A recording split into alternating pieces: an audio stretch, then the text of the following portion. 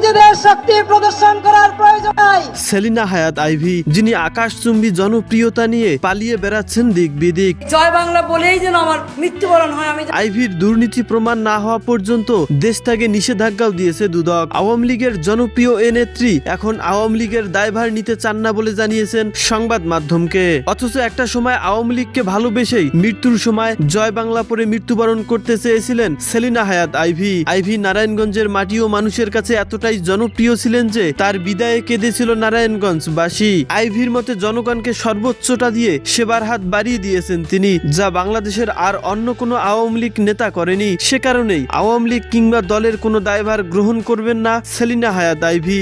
নারায়ণগঞ্জের বৈষম্য বিরোধী ছাত্র আন্দোলনের সময় ছাত্র জনতা হত্যা মামলা হয়েছে কয়েকটি সেলিনা হায়াৎ আইভীর বিরুদ্ধে।